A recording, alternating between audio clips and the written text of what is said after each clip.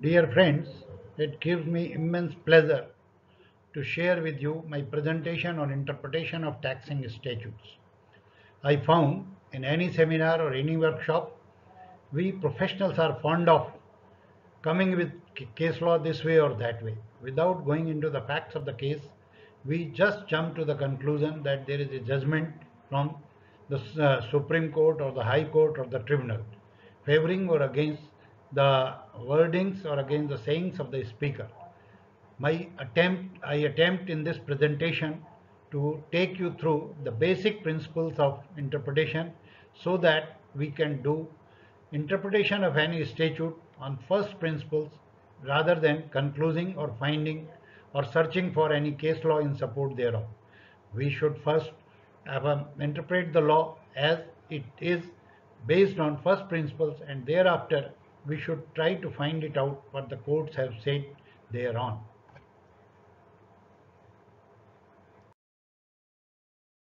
The first thing before starting is to know what is interpretation. As Solomon says, by interpretation or construction is meant the process by which the courts seek to ascertain the meaning of the legislature through the medium of authoritative forms in which it is expressed. We know the job of the court is to find the purpose and the meaning what the legislature want to give to any legislation. It is the prerogative of the legislature to make the law, and the prerogative of the court is to interpret the law. The law once made by the legislature has no say thereon thereafter, and then thereafter it is for the court to determine what the legislature has meant while framing the law. A statute is an edict of the legislature, and the conventional way of interpreting or construing a statute is to seek the intention of its maker. Words in any language are not scientific symbols having any precise or definite meaning, and language is but an imperfect medium to convey one's thoughts, much less of a large assembly consisting of persons of various shades of opinion. It is impossible even for the most imaginative legislature to forestall exhaustively situations and circumstances that may emerge after enacting a statute where its application may be called for. The function of the courts is only to expound and not to legislate. Legislature itself cannot interpret, as after making it they become functus officio. The intention of the legislature thus assimilates two aspects. One, it carries the concept of meaning, that is what the words mean, and in another aspect it conveys the concept of purpose and object, or the reason and spirit pervading through the statute. What is context? Chinnappa Reddy Justice has said interpretation must depend on the text and the context. They are the basis of interpretation. One may well say that if the text is the texture, context is what gives its color. And neither can be ignored. Both are important. That interpretation is best which makes the textual interpretation match the contextual. A statute is best interpreted when we know why it was enacted. Context means the statute as a whole, the previous state of the law, other statutes in pari materia, the general scope of the statute, and the mischief that it was intended to remedy. When a language is plain and unambiguous and admits of only one meaning, no question of construction of a statute arises, for the act speaks for itself. Thus we see that any interpretation is to be done taking it as a whole in its context. Text is important, but context is also important as it gives color to the whole statute. If the meaning is plain, effect must be given to it irrespective of its consequences. In the recent past, there has been some controversies arising as to the applicability of the law.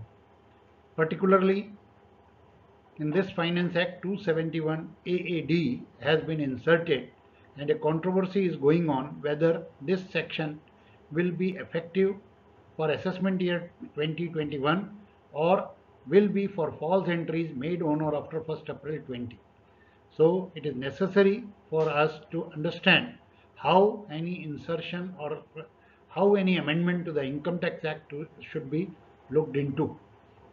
Second aspect which has come very often once when this banning of unregulated deposit act was uh, made, enacted, then there is a particular date that seems to be very odd, 21st February 19 probably, and everyone jumped. What is the sanctity of such date? Why the government is so foolish to keep this date? They forget that that date has some sanctity. That date was the date of ordinance, and whenever an ordinance gets converted into an act, its enactment date is refers back, relates back to the date of ordinance coming into force. Sometime it may so happen that some of the provisions of ordinance are carried on and some new provisions are added, or some amendments are made when uh, that ordinance gets bill and enacted. In such a scenario, in commencement section you will find there are two dates, one date for those provisions which has been brought through ordinance relating back to the date of ordinance, and for the rest of the provisions the date will be the date on which that said enactment will come into force. I will deal with all these three aspects one by one, taking reference to the material in example from the respective acts. And first, this is the section. This act may be called the Banning of Unregulated Deposit Schemes Act 2019. It extends to the whole of India except the state of Jammu and Kashmir. It shall be deemed to have come into force on the 21st day of February 2019. What was the sanctity of 21st day of February 2019? As I said, before enactment, this was regulated as an ordinance. An ordinance was promulgated to regulate the to ban the unregulated deposit, and when that ordinance was to be converted into an act, the bill was laid down. Bill was presented before the Parliament. After discussion, it became an act, and therefore, since the ordinance was notified, was promulgated on 21st day of February 2019, hence the act has also to be applicable to be to relate to that date, because by this act ordinance gets repealed, and if anything is found wrong in accordance with the ordinance, one can get scot-free, cannot be penalized. Hence, this in any act which is as a sequel to the ordinance, as a result of an ordinance, the date you will find refers to the date of ordinance, whether it is for the whole of the act or for those provisions which were brought through ordinance. This aspect we should keep in mind whenever we find that there are some dates which are appears to be retrospective, or which are prior to the date of enactment. We should keep this aspect in mind, and we should find out whether what is the sanctity of that date, and whether this act is replacing any ordinance. That's why this date might have come. Friends, now I come to the commencement of amendment to Income Tax Act. We know every year Finance Act, number of amendments are made to Income Tax Act, and majority of the amendments are made with effect from 1st April of that financial year generally, or from the first day of April of the next financial year when it is supposed to come into force. First we should look at section 4 of the Income Tax Act, which is the charging section. What does it say? It says, where any central act enacts that income tax shall be charged for any assessment year at any rate or rates, income tax at that rate or those rates shall be charged for that year in accordance with and subject to the provisions, including provisions for the levy of additional income tax of this act in respect of the total income of the previous year of every person. Provided that where by virtue of any provision of this act, income tax is to be charged in respect of the income of a period other than the previous year, income tax shall be charged accordingly. In respect of income chargeable under subsection 1, income tax shall be deducted at the source or paid in advance where it is so deductible or payable under any provisions of this act. What does it say? It says that any central act enacts that income tax shall be charged for any assessment year. What we find in Finance Act every year, It provides for charging of income tax. If there is no such provision, or if any Finance Act is not passed in any year for charging of income tax, the Income Tax Act will have no use, except for some provisions which will continue to uh, work. As in Finance Act, some provisions like service tax, when it was there, one Finance Act continues to govern for several years. So is the case here in Income Tax Act. So we have to divide Income Tax Act in in certain parts. One part is computation of income, rates of income, which relates, or provisions which relates to the directly related to the computation of income.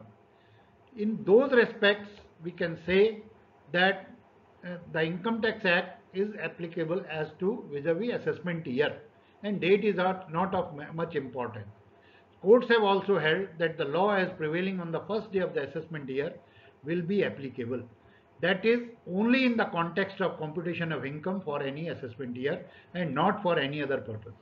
We know income tax has got sections 269 SS that prohibits acceptance of money in cash or other than banking channels as deposit, 269T repayment of deposits, 269ST acceptance of cash for any occasion in a day. There are prohibition of receipt of cash for any other purpose. We all know that these are sections of the Income Tax Act. Even if there will be no charging of income, but these sections will continue to prevail and continue to operate to prohibit such transactions. So Income Tax Act, in income tax we have to group provisions which relates to computation of total income or matters incidental thereto, and other matters which has nothing to do with computation of income or assessment year, which can independently operate, which has an independent operations law, independently can be operated, independently run. Those sections we have to group all together separately. Now we see every Finance Act, and generally amendments are made, either some new provisions are inserted, some substitutions are made, some omissions are made, and these are effective from 1st April of the very same year, or it may be for next year when it is to be operative for next assessment year. Some provisions, or for after one year if they are to come into force, it may be. Now the question arises is, particularly why I have taken up this topic is because of section 271 AD, which is for penalty for false entry. There are divergent views. One view says that it is for committed defaults committed after 1st April 2020 and has nothing to do with the assessment year, and it cannot operate for commission of offence in the year 1920, that is previous year, or for assessment year 2021. There is one view which says that since this provision is coming into force on 1st April 20, we have to see that it applies for assessment year 2021. That is, it will also apply to the previous year which has ended on 31st March. And two judgments have also been cited. One is CIT versus Srimati Kamala Devi Rathi, 213 ITR 177 Patna full bench, and CIT versus Omkar Saran and Sons, 195 ITR page 1 Supreme Court.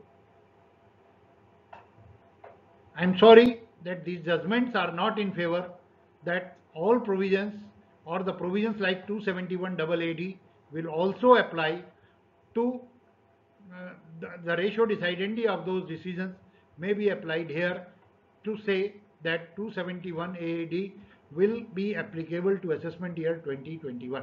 Why? On reading the judgments, one can easily discern the following. This judgment is in the context, first thing is, it is in the context of 271(1)(c). We should not forget it. Second thing is, they have also recognized that penalty can only be levied as per law which exists on the date of default committed by the assessee. And accordingly they held that the commitment of default is the filing of return of income, and accordingly the law as prevailing on the date of filing of the original return will apply. They have not said that it will apply according to the assessment year for which the returns were being filed. They only said that the law prevailing as of the date of the filing of the return, since the default has happened on that day, will apply. And incidentally, it is the law which was there for that assessment year that will apply, no doubt. But the ratio decidandi is the default is committed on the date when you are filing the return of income, and accordingly the law prevailing on that date will apply to you. But it is also a well-known thing that it is also well known that a decision is an authority for what is decided, what it decides, and not what can logically be deduced therefrom. Can we apply that decision to 271 AD? In my view, no. Because 271 AD is the penalty for commitment for existence of false entry or omission of any entry in the books of account. And such defaults can be independent of the filing of the return of income. Penalty can also be levied during the course of any proceeding under the Act. It does not say merely of the assessment proceedings of the Act. For levy of penalty of section 271 AD, there is no need for assessment proceedings. It may be search proceedings, it may be a survey proceedings, any proceedings under the Act. During the course of any proceeding, such penalty may be levied. That's why, in my opinion, it is the Act which makes it applicable to commission of offence, commission of default after 1st April 2020 and not to the assessment year 2021. For 2021, there is already a provision in 270 capital A for false entry. If there is a false entry, it makes an act of misreporting instead of underreporting. Similarly, 276C is also there for prosecution. It's a new provision which has been specifically brought to curb the menace of false entry and omission of entries.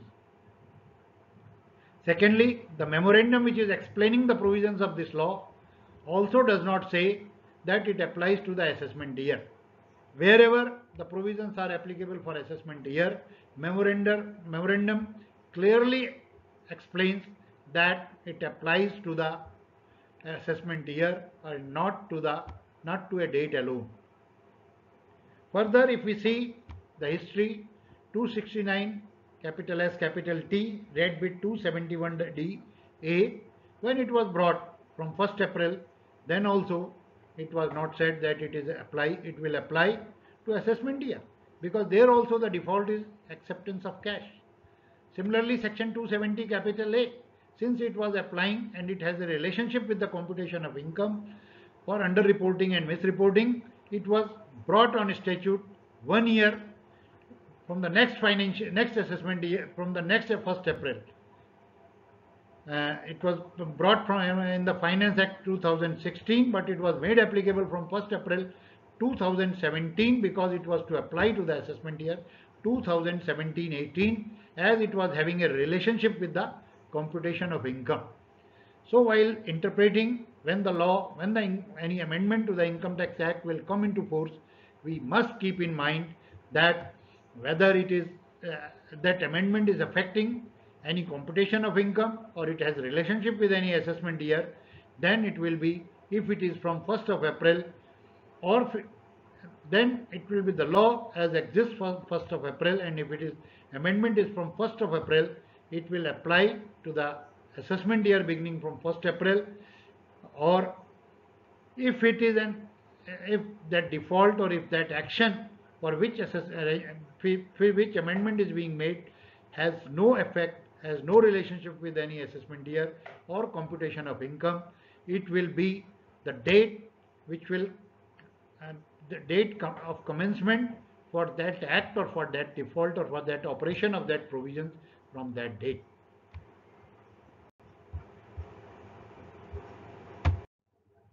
Friends, as we know Prohibition of Benami Property Transaction Act 1988 was amended by Benami Prohibition Amendment Act 2016.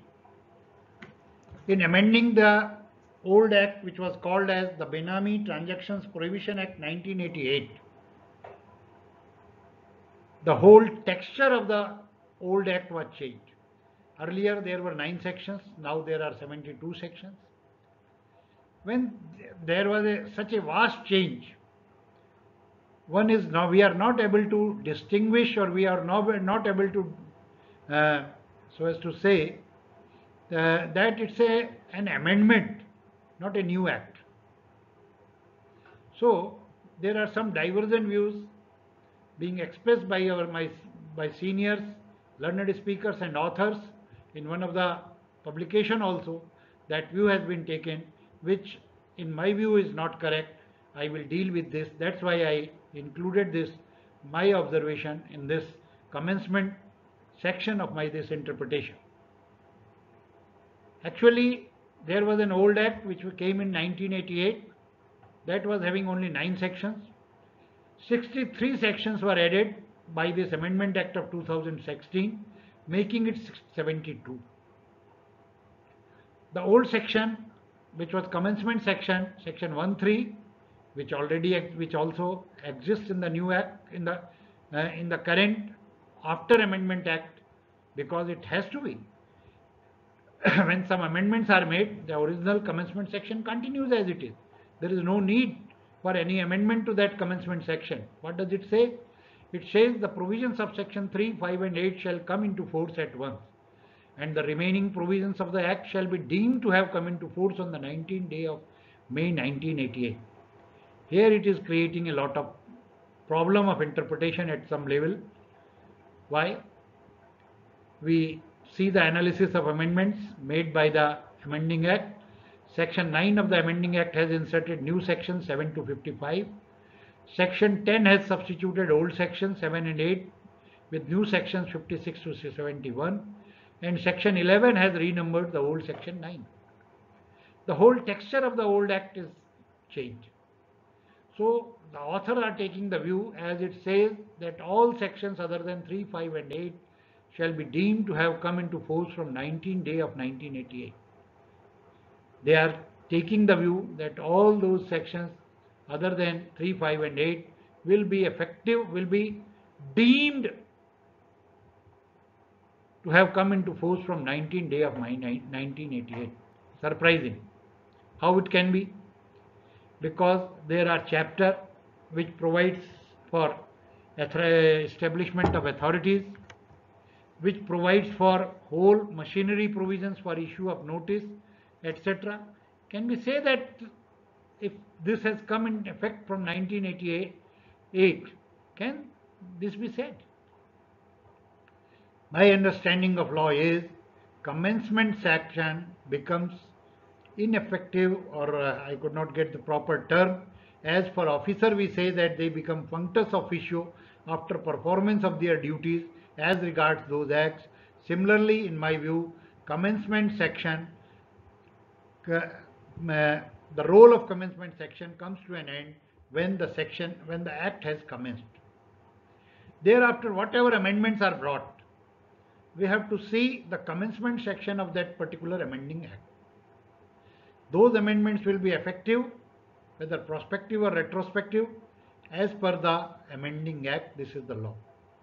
Had it not been so, every year when Income Tax Act is amended by the Finance Act from different dates, or income tax is amended, or any other act is amended by amending acts, we should have referred to the section 1 for its commencement. But no, we always see what is the date of commencement of that amending act of insertion, deletion or substitution. It will be, provisions will be ineffective to apply from 19th day of May 1988 when there were no authorities. The provisions for establishment of authorities came in 2016 only. So in my view, the view being taken that 19 May 88 will be the date for provisions for sections other than 358 is not the correct view. which is being advanced by some of my learned friends and speakers. Secondly, as we just discussed, we should see the genesis of this commencement section. What was the reason for 19th day of May 1988? The reason was this act originally was brought through by an ordinance. The Benami Transactions Prohibition of the Right to Recover Property Ordinance 1988, and that ordinance came into effect from 19th day of May 1988, and section 3, 5 and 8 were not in the ordinance, they were added in the bill. So those came into force from the date on which the act came into force, and the rest of the provisions were brought into force from the date made effective from the date of ordinance. So this my intention was to make it clear that any amendment, whether it is elaborate, substantive or in brief, will have the commencement date as per the amending act and not as per the original section of the commencement section of the original act. To make it clear, I took it this because some views are also being advanced, which in my view is not the correct view. To see what the rules are of interpretation. Language of the statute should be read as it is. Avoid addition or substitution of words, casus omissus, avoiding rejection of words, departure from the rule, addition of words when permissible, rejection of words when permissible, treating words or provisions as superfluous. The law is each word in the law statute should be given its due importance and due meaning. Now I should take you through some of the cardinal principles to elaborate further what I have read. Attention should be paid to what has been said and also to what has not been said. Courts have no power to legislate. They can only interpret what the law is. The domain of legislation is with the legislature only. If it falls in the state list, it is with the state legislature. If it is in the central list, it is with the central government or parliament. If it is in the concurrent list, then both state as well as central can make law on the subject. Then what are the departure rules? As we said that there are in certain circumstances court add some words. That is called principle of casus omissus.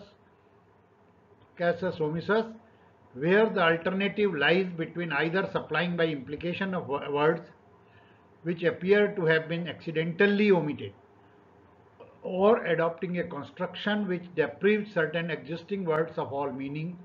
It is permissible to supply the words when a choice has to be made out of two constructions, both of which require reading of some additional words. The court will naturally prefer that which is more in consonance with reason or justice.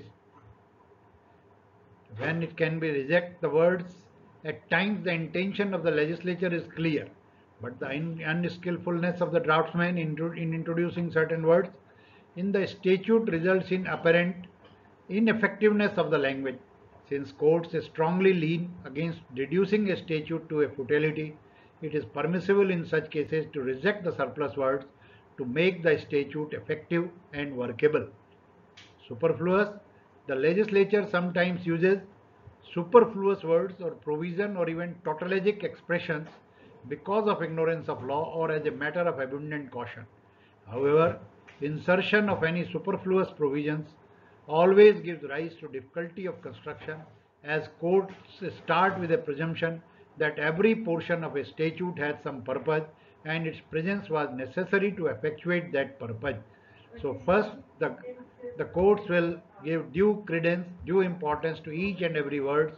Only in very rare circumstances they can supply words, reject words, or treat some words as superfluous if the circumstances requires.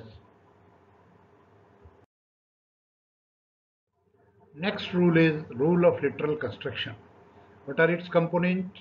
Its components are natural and grammatical meaning, explanation of the rule, and then exact meaning is preferred to loose meaning, technical words in technical sense, special meaning in trade, business, etc. to be given special meaning, legal sense of the words to be looked into. The words of a statute are first understood in their natural, ordinary, or popular sense and phrases, and sentences are construed according to their grammatical meaning, unless that leads to some absurdity or unless there is a something in the context or in the object of the statute to suggest the contrary. Whenever you have to construe a statute or document, you do not construe it according to the mere ordinary general meaning of the words, but according to the ordinary meaning of the words as applied to the subject matter with regard to which they are used. Apart from context, the consequences from rival constructions have an important bearing in the selection of true meaning. There is presumption that words are used in the act of parliament correctly and exactly, and not loosely and inexactly. Uh, the words of a statute, when there is doubt about their meaning, are to be understood in the sense in which best harmonize with the subject of the enactment and the object with the, which the legislature has in view. Their meaning is found not so much in a strict grammatical or etymological propriety of language, nor even in its popular use, as in the subject or in the occasion on which they are used, and the object to be attained. So, literal construction another rule of interpretation, natural and grammatical meaning, and the meaning as is understood in the common parlance or in the trade to which the enactment relates. Next golden rule of interpretation is purposive construction, which is also known as Haydn's rule. What are the ingredients of this rule? First, what was the common law before the making of the act? Second, what was the mischief and defect for which the common law did not provide? Third, what remedy the Parliament hath resolved and appointed to cure the disease?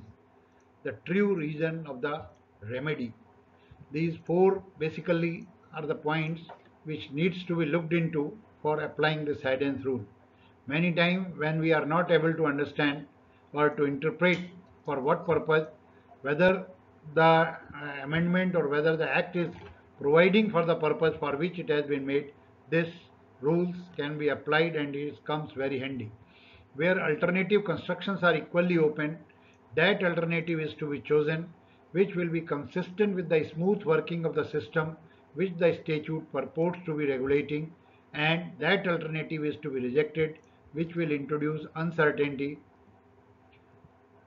friction or confusion into the working of the system.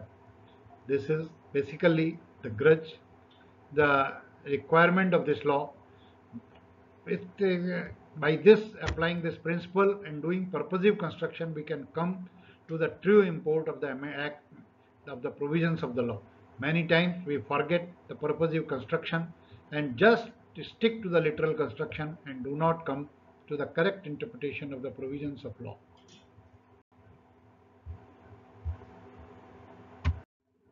These are some other points as regards purposive construction is concerned. What are the consequences also to be looked into? Hardship, inconvenience, injustice, absurdity and anomaly to be avoided. Inconsistency and repugnancy to be avoided, that is harmonious construction to be made. When reconciliation not possible, last must prevail as it speaks the last intention of the makers. Avoiding uncertainty and friction in the system which the statute purports to regulate. Now we come to the subsidiary rules. Same word, same meaning. When the legislature uses same word in different parts of the same section or statute, there is a presumption that the word is used in the same sense throughout. When in relation to the same subject matter, different words are used in the same statute, there is a presumption that they are not used in the same sense. Rule of last antecedent. As a corollary to the rule that phrases and sentences in a statement are interpreted according to the grammatical meaning, relative and qualifying words, phrases and clauses are applied to the antecedent immediately preceding. The rule is, however, subordinate to context and may be better stated by saying that a qualifying phrase ought to be referred to the next antecedent which will make sense with the context and to which the context appears properly related. Then this is also very controversial when or should be used as and can be treated as or. The word or is normally disjunctive and word and is normally conjunctive, but at times they are read as vice versa to give effect to the manifest intention of the legislature as disclosed from the context. So the context has to be seen. Now coming to the meaning of mutatis mutandis, and as if Earl Jowitt's Dictionary of English Law 1959 defines mutatis mutandis as with the necessary changes in points of detail. Black's Law Dictionary defines mutatis mutandis as with the necessary changes in points of detail, meaning that matters or things are generally the same but to be altered when necessary, as to names, offices, and the like. The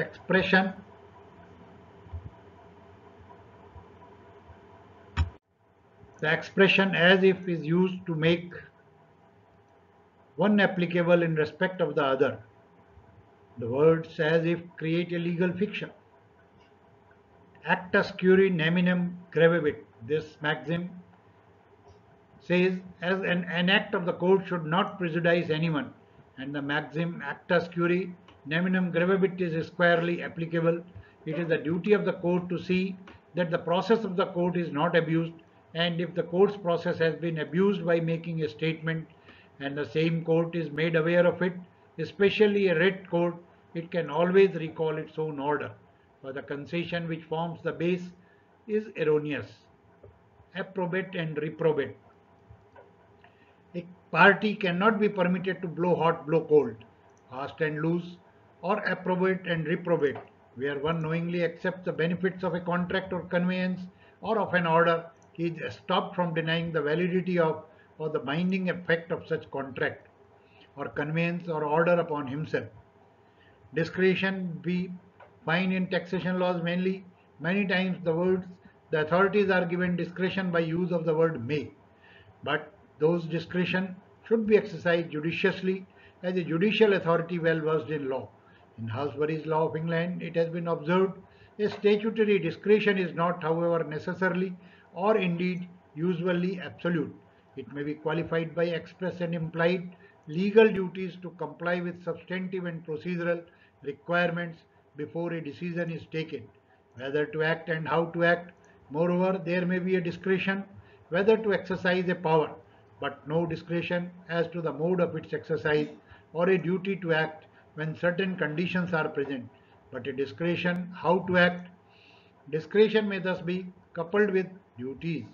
So judicial discretions are to be exercised. Though it is discretion, but it has to be exercised by the judicial authorities as a duty. They cannot avoid exercising their discretion. The last maxim on this slide is ignorantia facti excusat, ignorantia juris non excusat. Though it is a criminal law applied to criminal maxim, that ignorance of fact is excused, but ignorance of law is not excused. Sometimes, many times, ignorance of fact is also not excused, like in fiscal laws. I added this maxim because when I presented my paper on the amendments made to the Income Tax Act by the Finance Act 2020, this issue arose. There are decisions. One decision of the Supreme Court in the case of Motilal Padampat was also referred to. When I went through that judgment, I did not find that the court has said that this maxim is not applicable. But the court had just made a mention of a statement that where is such law? There is no such law. But maxims directs and guides the courts to take a view. And this is a well settled maxim that ignorance of law is not an excuse. If everybody starts taking excuse of ignorance of law, then there will be a chaos. So there may be exceptions to it. I do agree. There are exceptions given in the Act itself, reasonable cause. One can defend himself for certain reasons, but the Supreme Court judgment also was in the context of waiving the rights given in a and the decision was on promissory estoppel, and the observation made by the Supreme Court was in the context of waiving of rights. Then the question was, when the person was not knowing his rights, how he can waive his rights. So in that context, the Supreme Court has made that observation, and I don't think that it is an authority of law that ignorance of law is not an excuse.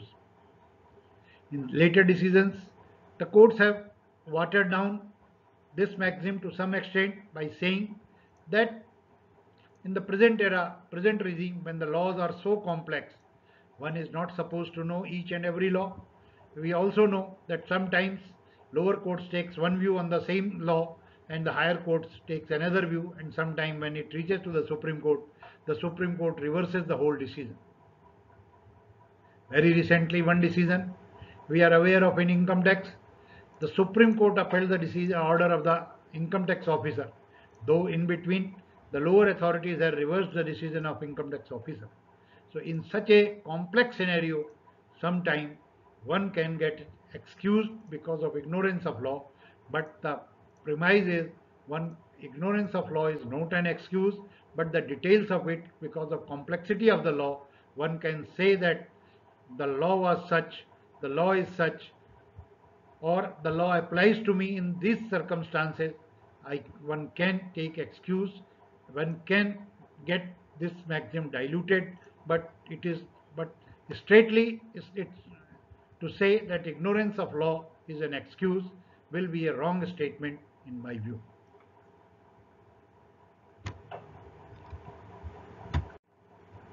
If I elaborate further, this year there is an amendment in section 44AB enhancing the limit of tax audit from 1 crore to 5 crore. We know that the limit of 5 crore is with certain conditions, but the Prime Ministers and the media, when carried this news, has not said about these conditions. Now if one says that I was knowing that limit is 5 crores, but it is subject to certain conditions, or on fulfillment of certain conditions only it will get enhanced, I am not aware.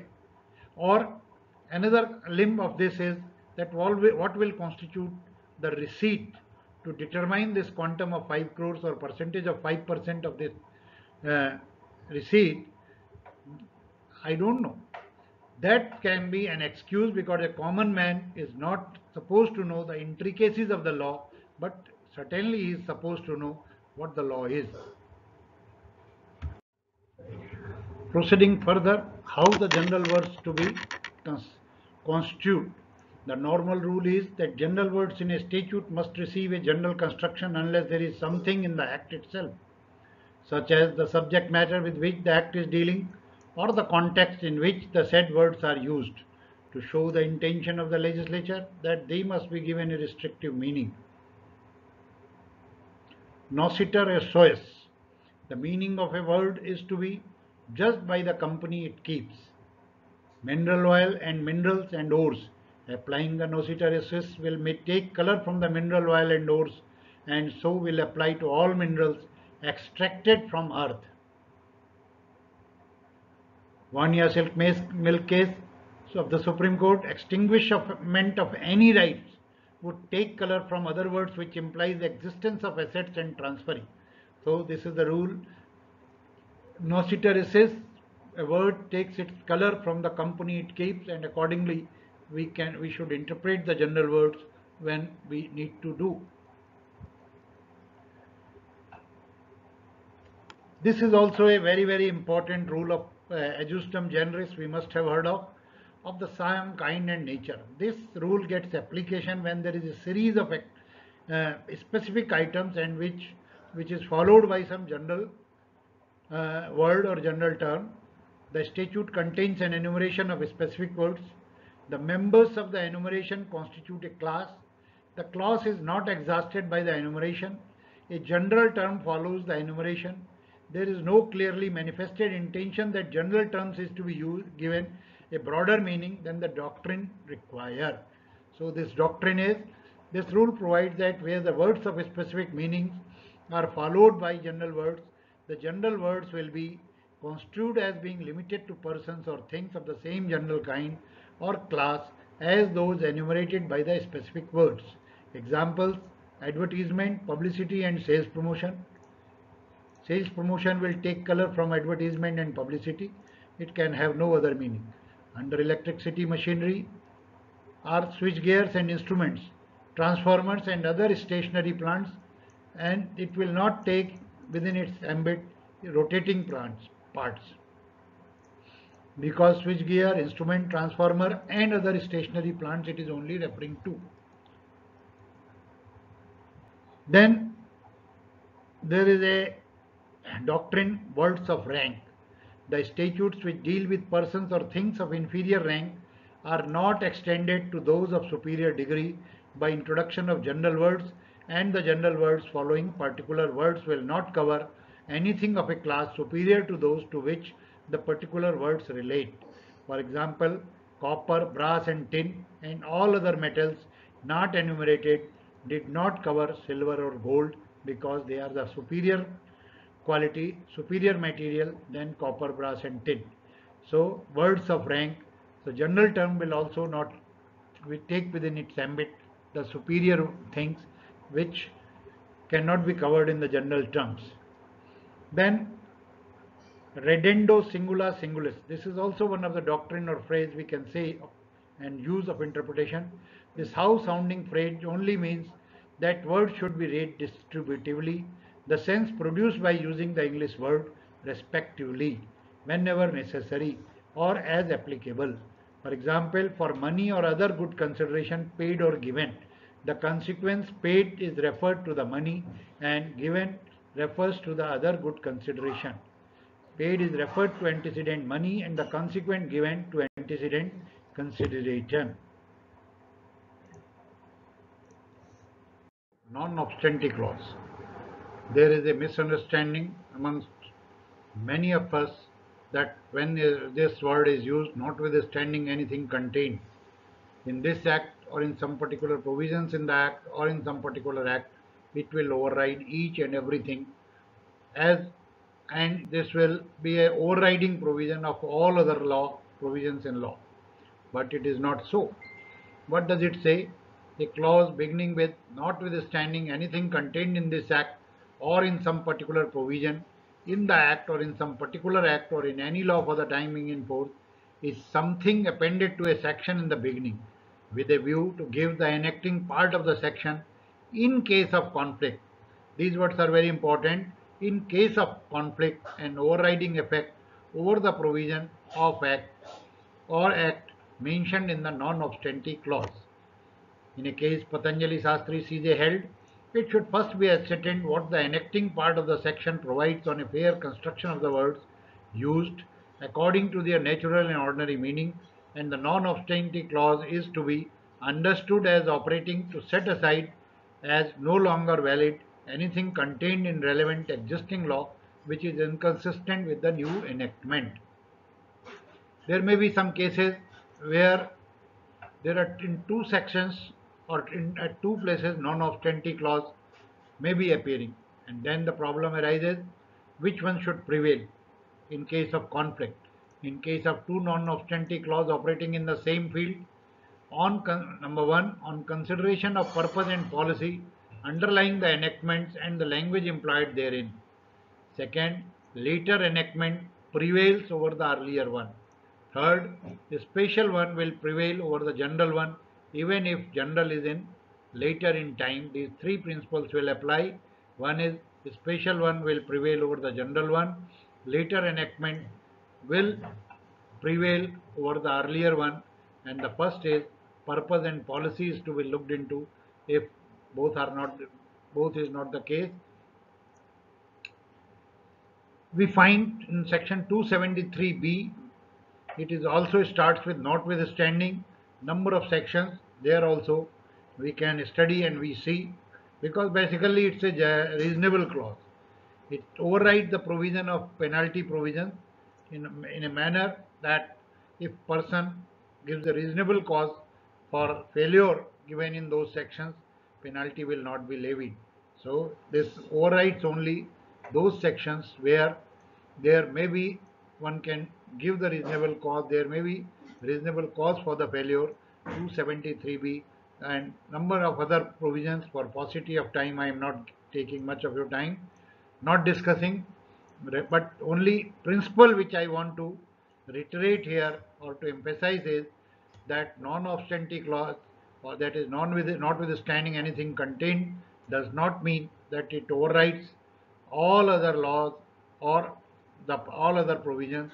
It only means that it overrides in case of conflict. The section with non-obstante clause will override the other section or other act in case there is a conflict between the two. If there is no conflict, then the question of overriding will not arise.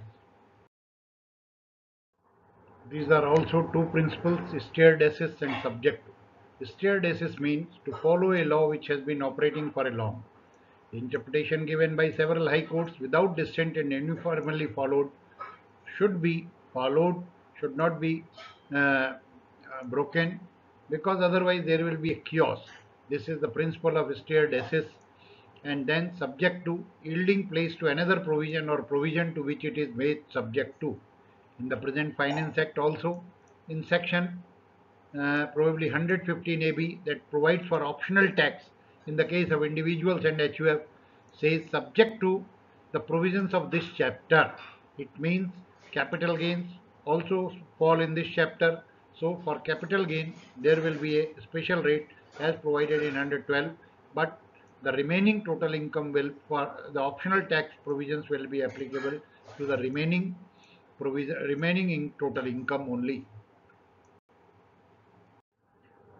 Now I come to legal fiction known as deeming provisions. It is to be ascertained for what purpose the fiction is created, to assume all those facts and consequences which are incidental or inevitable corollaries to the giving effect to the fiction, not to extend beyond the purpose for which it is created. It cannot be extended by importing another fiction. Legislature is competent to create a legal fiction for the purpose of assuming the existence of a fact which does not really exist. For example, in 50C there is a deeming provision that stamp duty valuation, if it is more than the actual consideration, it shall be taken to be the fair shall be taken to be the consideration in case of transfer of immovable property. When a statute enacts that something shall be deemed to have been done, which in fact and in truth was not done, the court is entitled and bound to ascertain for what purposes and between what persons the statutory fiction is to be resorted to. It would be quite wrong to carry this fiction beyond its originally intended purposes so as to deem a person in fact lawfully here not to be here at all. It is because in modern legislation the term deemed has been used for manifold purposes. The object of the legislature has to be kept in mind while interpreting the deeming provisions.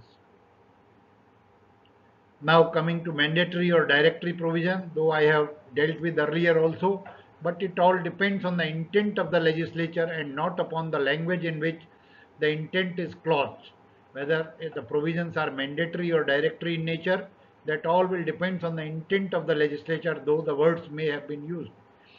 If the object of the enactment will be defeated by holding it directory, it should be considered as mandatory, whereas if by holding it mandatory, serious general inconvenience will be created to innocent persons without much furthering the object of the enactment, it should be construed as directory as held by while interpreting the may and shall in various judicial pronouncements.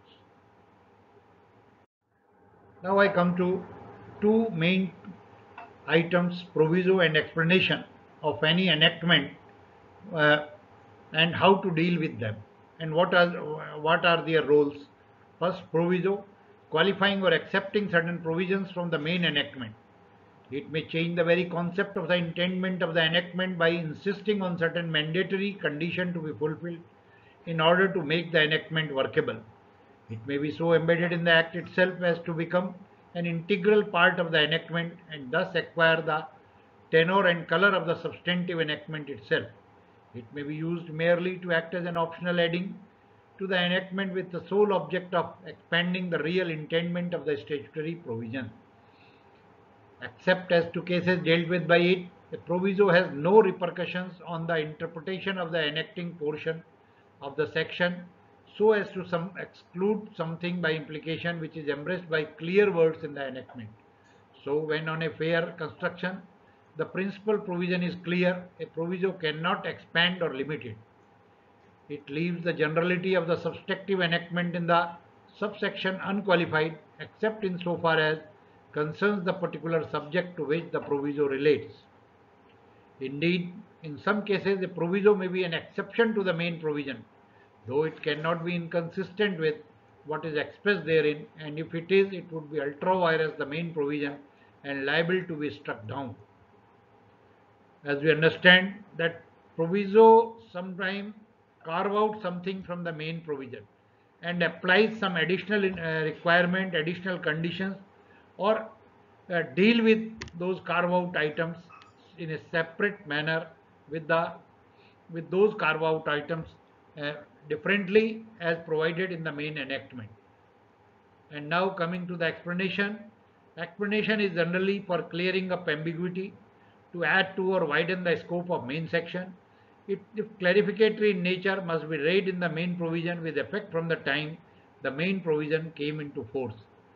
The explanation does not enlarge or limit the provision unless the explanation purports to be a definition or a deeming clause. It is different in nature from a proviso, as the latter accepts, excludes or restricts, while the former explains or clarifies and does not restrict the operations of the main provision. This is the basic difference between proviso and explanation. Now coming to the aspect of retrospective, prospective or retroactive nature of the enactment or amendments, unless the statute expressly provide or necessarily require, retrospective operation should not be given to a statute. Presumption against retrospective operation is not applicable to declaratory statutes. As we know that when something for the purpose of clarifying is added by way of an explanation in an act, it is generally held to be retrospective or from the date the original enactment was made. An explanatory act is generally passed to supply an obvious omission or to clear up doubt as the meaning of the previous act. That's why when any explanation is added, sometimes words are used for removal of doubts.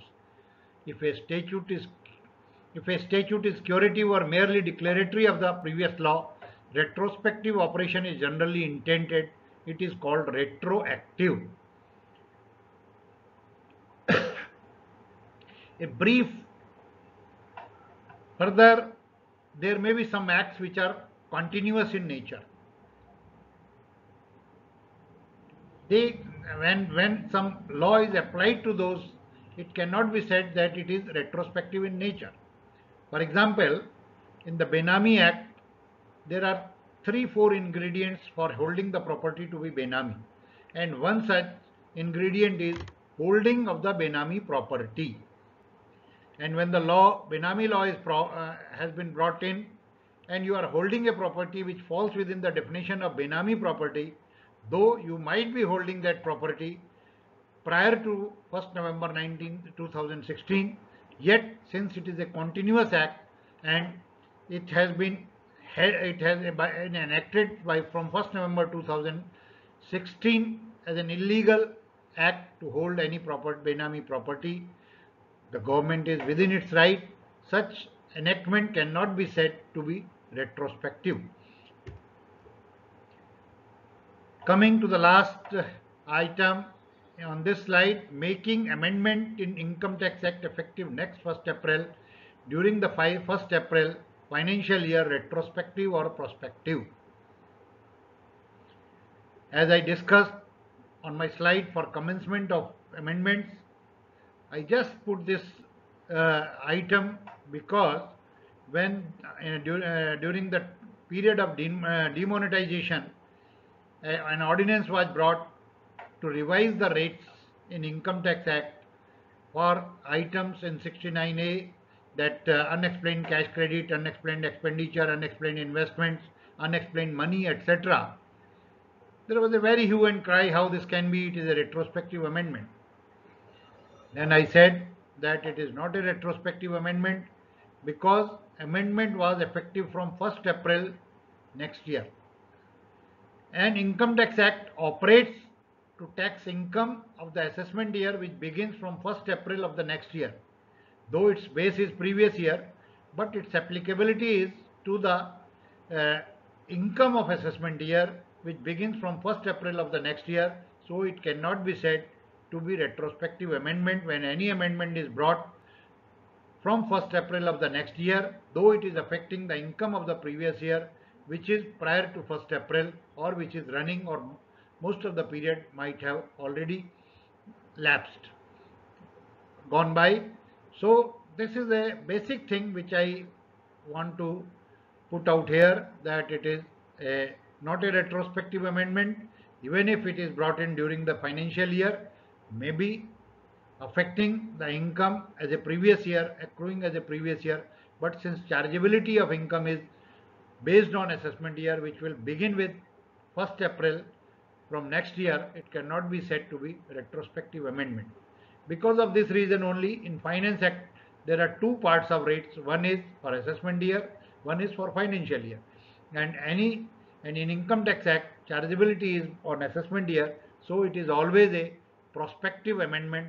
It cannot be said to be retrospective amendment. Now I come to rule of consistency, res judicata and estoppel. Principle of consistency is a principle of equity and would not override the clear provisions of law. Principle of res judicata does not apply to tax proceedings, as we know, because cause of action for each year is different. And further, there is no estoppel against a statute. I will further a little bit try to explain this. If a particular aspect was not objected to in one year, it would not fetter the assessing officer from correcting the same in a subsequent year, as the principles of res judicata are not applicable to tax proceedings, where a fundamental aspect permitting but is contrary to it, there may be some aspect which has been consistently followed as a matter of fact, so that can also not be disturbed, where a fundamental aspect permitting through the different assessment years has been found as a fact one way or the other, and parties have allowed that position to be sustained by not challenging the order, it would not be at all appropriate to allow the position to be changed in a subsequent year. This we can say as an exception to the rule of consistency or res judicata, but there is another thing which says there is no estoppel against a statute. Res judicata applies to debar courts from entertaining issues on the same cause of action, whereas the cause of action for each assessment year is distinct. Similarly, erroneous or mistaken views cannot fetter the authorities into repeating them by application of a rule such as estoppel, for the reason that, being an equitable principle, it has to yield to the mandate of law. A deeper reflection would show that blind adherence to the rule of consistency would lead to anomalous results, for the reason that it would endanger the unequal application of laws and direct the tax authorities to adopt varied interpretations to suit individual assessees subjective to their convenience, a result at once debilitating and destructive of the rule of law. The rule of consistency cannot be inflexible application. So these are the basic principles of rule of consistency, res judicata and estoppel. So we cannot continue to follow the wrong method of accounting as it was held in British Paint in valuation of its inventory, though we cannot continue to follow the wrong system. It is the law, so there is no estoppel against a statute. If we follow the wrong principles, we have to correct it one day or the other. Assessing officer is bound to correct it. It cannot allow to continue forever. Now I come to ratio decidendi, because we all are governed by this case law syndrome.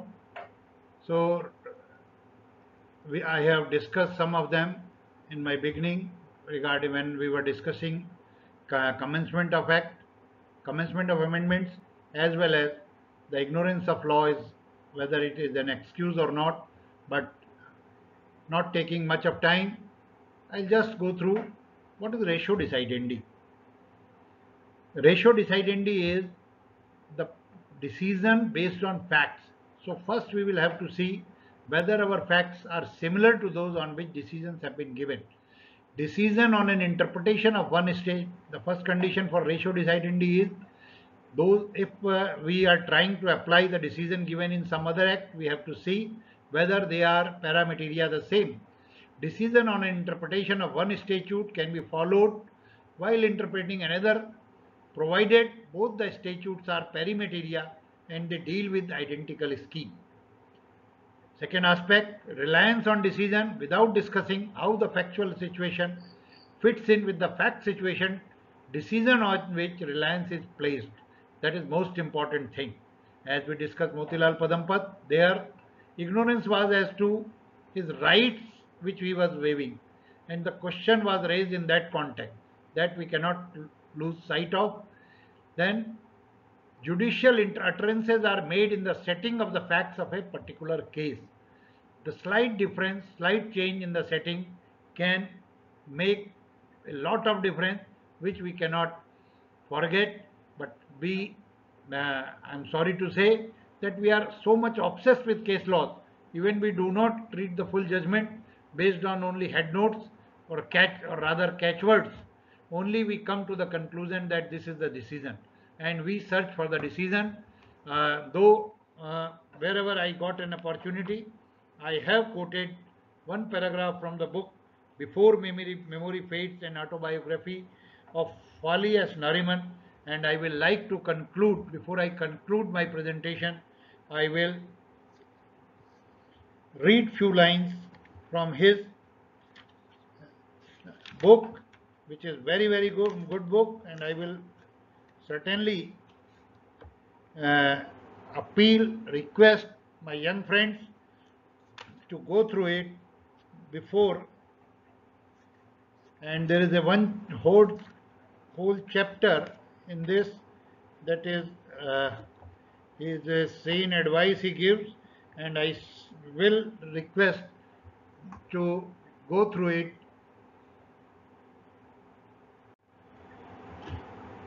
He writes in his book, the essence of good lawyering is acquainting oneself with the relevant law, including case law on the subject at hand. The essence of good advocacy is to know the facts of your case and then apply the law to those facts. Over the years, it has been my experience that some budding young practitioners are much too case law oriented. They attempt to accommodate the facts of the case in hand with decisions of courts given in other cases. Wrong. Be abreast of the case law, but never be accused of that legal malady called case law diarrhea. Another instance of bad advocacy is repartee responding in court to wisecracks or insults that may be hurled at you during a hearing by an irresponsible opponent. You will be well advised to ignore them. Do not retaliate. It does not help to win cases. It could even contribute to losing your case. So, what I mean to say here is that we should not be so much that case law diarrhea oriented. We should be work first, prepare the facts, apply the law on first principles, and then we should search for the case laws. One more suggestion before I conclude will give to my young friends is to read the book on interpretation by G.P. Singh. If you don't have time much to read, you may download e-version of book available on BCA site, that is Rules for Interpretation of Tax Laws. It is a free book available on BCA's online site. You may download it and you may go through it. It will help you prepare and develop the interpretation skills. With this words of suggestion, I conclude my presentation and say a good thank you, friends. If you have any query, if you have any suggestion to make on this my video, please do that. I am always available to respond. Thank you once again.